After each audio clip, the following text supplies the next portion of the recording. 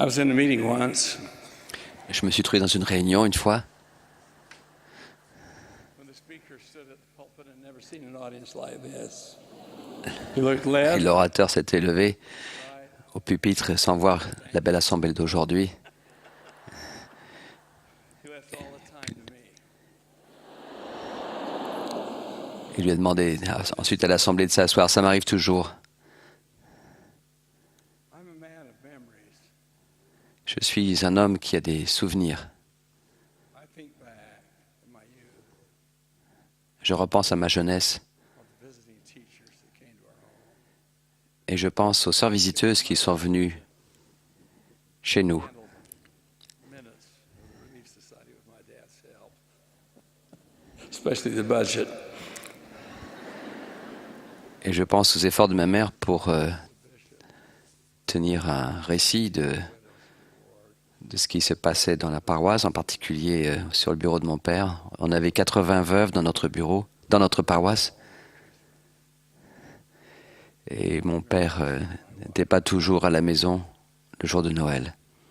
I was out visiting the widows, 84, taking a nice roasting chicken that I conned Glenn Rudd out of providing. He was in Et the je me souviens d'avoir visité les veuves, 84 d'entre elles, how they welcomed each one. et comment, lors de mes visites, elles me souhaitaient toutes la bienvenue. Tommy, Each one would ask me to speak at her funeral. toutes me demandaient de parler à leurs funérailles, et je l'ai fait. À toutes les 84, 3 in one day. parfois 3, lors d'un même jour. So my thoughts are tender. Alors, j'éprouve de la tendresse dans mes pensées ce soir, Rejoiced tonight. et je me réjouis ce soir. We've been blessed with beautiful music. Ce soir, notre âme s'est élevée vers les cieux. Nous avons été bénis par de la magnifique musique et des messages inspirés. L'Esprit du Seigneur est présent. Je prie pour être inspiré maintenant que je vous fais part de mes pensées et de mes sentiments. Short anecdote. Je vais commencer par une petite anecdote qui illustre le message que je voudrais passer. Couple, Lisa and John. Lisa et John, jeune couple marié, emménagèrent dans un nouveau quartier.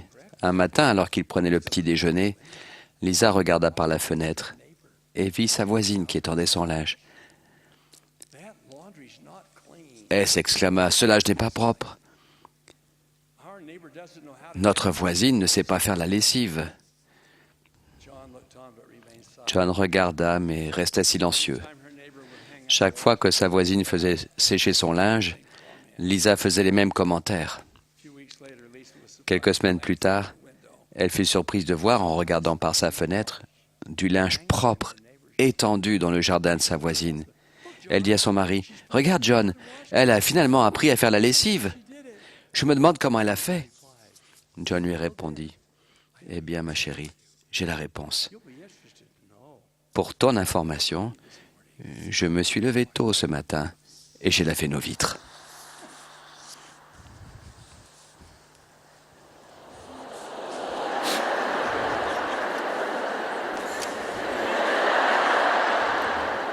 Tonight, I'd like to share with you a few Ce thoughts. soir, je vais exprimer quelques réflexions sur la manière dont nous nous voyons les uns les autres. Regardons-nous à travers une vitre qui a besoin d'être nettoyée? Making judgments. Portons-nous des jugements lorsque nous n'avons pas toutes les données? What do we see Que voyons-nous when we look at others? lorsque nous regardons les autres? Quel jugement portons-nous sur eux? Said the same. Le Sauveur a dit, « Ne jugez point. » Il a poursuivi, « Pourquoi vois-tu la paille qui est dans l'œil de ton frère, But consider us not et n'aperçois-tu pas la poutre qui est dans ton œil? » to paraphrase. Ou pour paraphraser, « Pourquoi vois-tu ce que tu crois être du linge sale chez ta voisine, mais n'aperçois-tu pas Consider us not the soil la vitre sale in your own. dans ta propre maison? » None of us is perfect. Aucun de nous n'est parfait.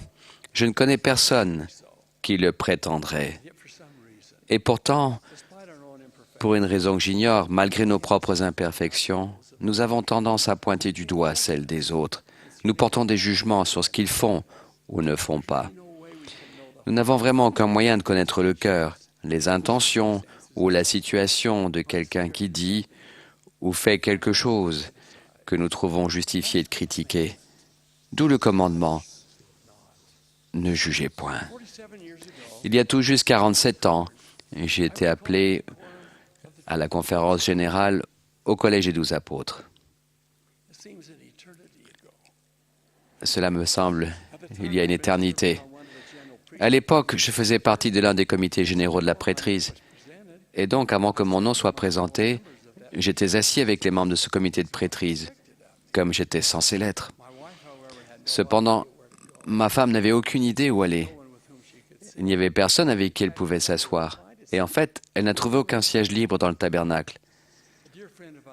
Une chère amie à nous, qui faisait partie de l'un des bureaux généraux d'auxiliaires et qui était assise dans la zone prévue pour les membres des bureaux, a dit à Sir Monson de s'asseoir à côté d'elle.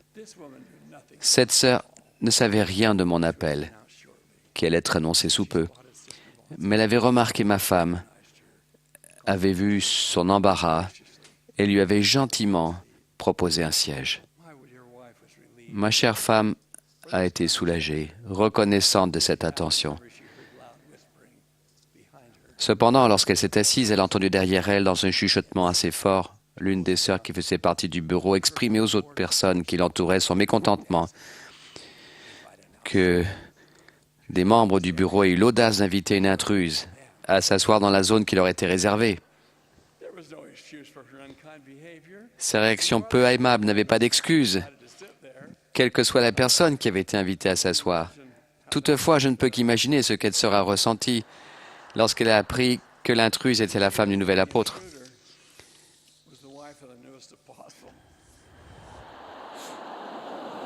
We hold no animosity toward her. Non seulement nous n'avons pas d'animosité à son égard, et nous sommes enclins à juger les actions et les paroles des autres, mais beaucoup d'entre nous jugent aussi l'apparence, les vêtements, la coupe de cheveux, la taille. Cette liste pourrait continuer. Il y a bien des années est paru dans un magazine national un récit intemporel sur le fait de juger l'apparence. C'est une histoire vraie que vous avez peut-être déjà entendue, mais qui vaut la peine d'être répétée.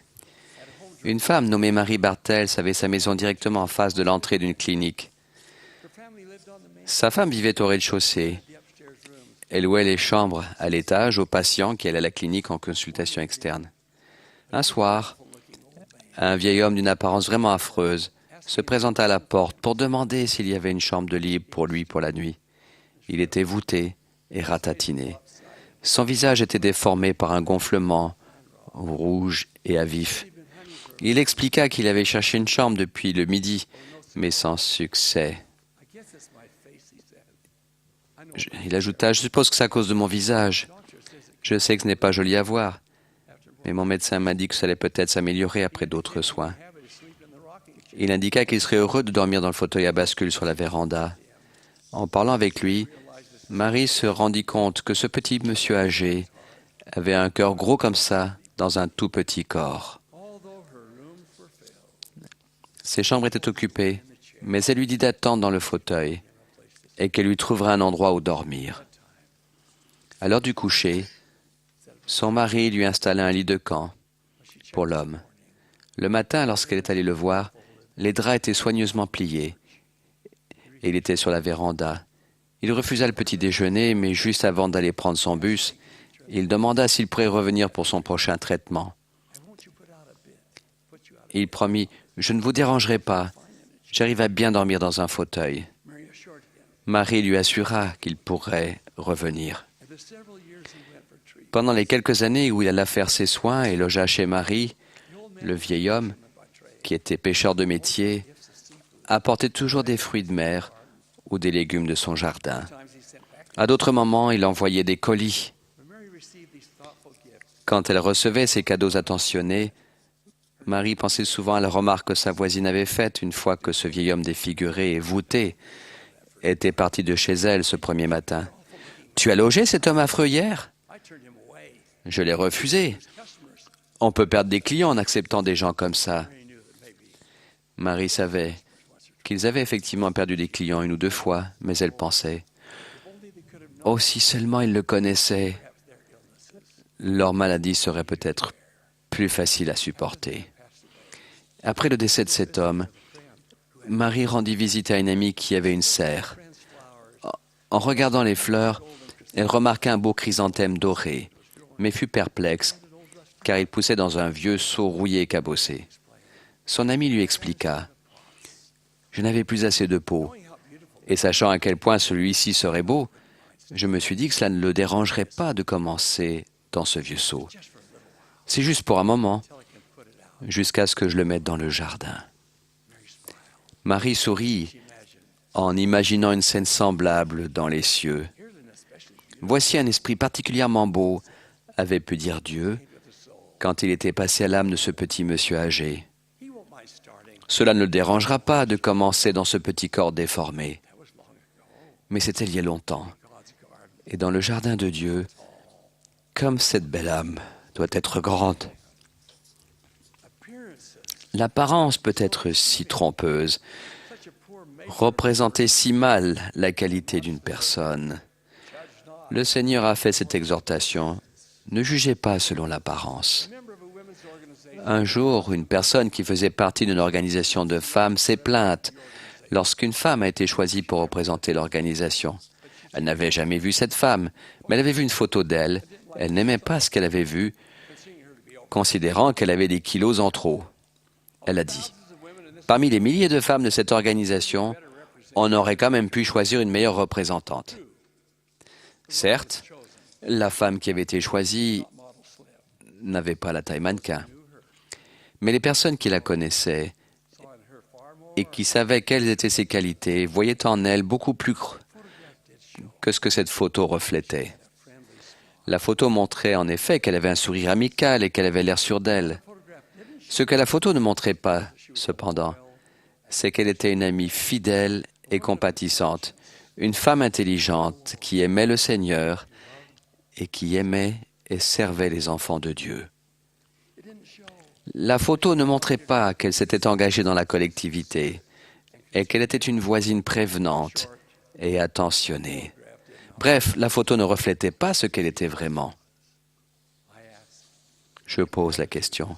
Si l'attitude, les actes et les dispositions spirituelles se reflétaient dans les caractéristiques physiques, l'aspect de la femme qui se plaignait serait-il plus beau que celui de la femme qu'elle critiquait?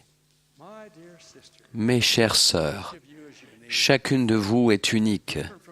Vous êtes différentes les unes des autres à de nombreux égards. Certaines d'entre vous sont mariées. Certaines d'entre vous restent chez elles avec leurs enfants, tandis que d'autres travaillent à l'extérieur. Certaines d'entre vous n'ont plus d'enfants à la maison. Certaines sont mariées, mais n'ont pas d'enfants. Certaines sont divorcées, d'autres sont veuves. Beaucoup d'entre vous sont célibataires. Certaines d'entre vous ont des diplômes universitaires, d'autres non. Certaines ont les moyens d'acheter les derniers vêtements à la mode. D'autres sont heureuses d'avoir une tenue correcte pour le dimanche. La liste de ces différences est presque interminable. Ces différences nous tentent-elles de nous juger les uns les autres? Mère Teresa, religieuse catholique qui a œuvré en Inde parmi les pauvres pendant la plus grande partie de sa vie, a énoncé cette profonde vérité. Si tu juges les gens, tu n'as pas le temps de les aimer.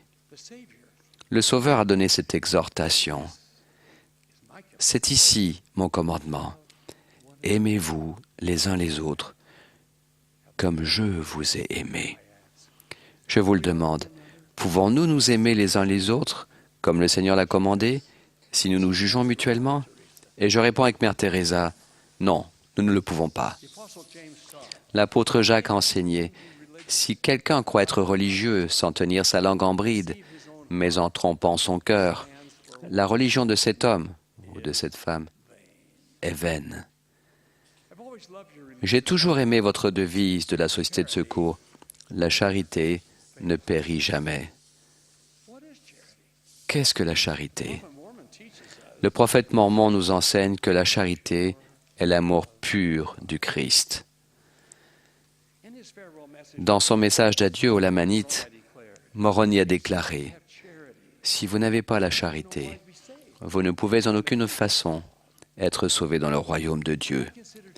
Je considère que la charité, ou l'amour pur du Christ, est l'opposé de la critique et du jugement. En parlant de charité, je ne pense pas actuellement au soulagement des souffrances par le don de nos biens. C'est bien sûr nécessaire et bon.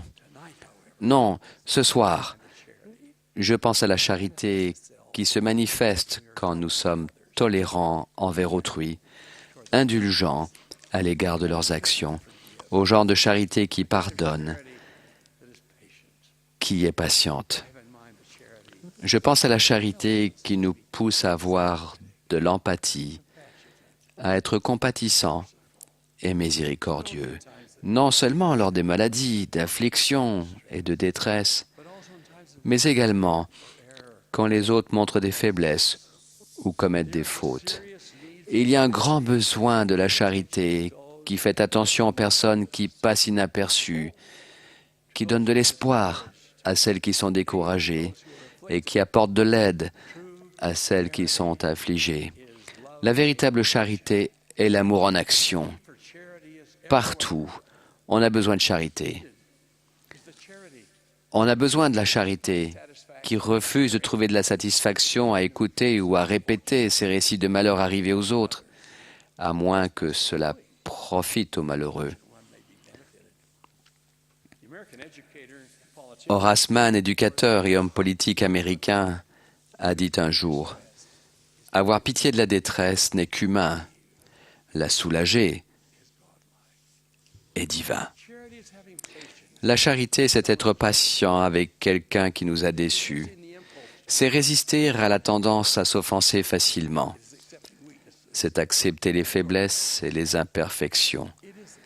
C'est accepter les gens comme ils sont vraiment. C'est voir au-delà de l'apparence physique les qualités qui ne s'estomperont pas avec le temps. C'est résister à l'envie de mettre les autres dans tes catégories. La charité, cet amour pur du Christ, se manifeste quand un groupe de sœurs d'une branche de jeunes adultes fait 300 km pour assister à l'enterrement de la mère de l'une d'entre elles, qui fait partie de leur société de secours. La charité se manifeste quand des instructrices visiteuses dévouées retournent mois après mois, année après année, chez la même sœur indifférente et assez critique. Elle se voit lorsqu'on se souvient d'une veuve âgée et qu'on l'emmène aux réunions de la paroisse et aux activités de la société de secours. On la ressent quand une sœur assise seule à la société de secours reçoit l'invitation « Viens, viens t'asseoir avec nous ». De centaines de petites façons, vous portez toutes le manteau de la charité. La vie n'est parfaite pour aucun de nous. Au lieu de nous juger et de nous critiquer mutuellement, puissions-nous avoir l'amour du Christ pour nos compagnons de route dans ce voyage de la vie. Puissions-nous prendre conscience que chacune fait de son mieux pour faire face aux difficultés qu'elle rencontre, et puissions-nous faire nous-mêmes de notre mieux pour aider. La charité est définie comme le genre d'amour le plus haut, le plus noble et le plus fort. Il est dit, la charité est l'amour pur du Christ, et tout ira bien pour quiconque sera trouvé, la possédant au dernier jour. La charité ne périt jamais. Que cette devise centenaire de la Société de secours, cette vérité intemporelle, vous guide dans tout ce que vous faites.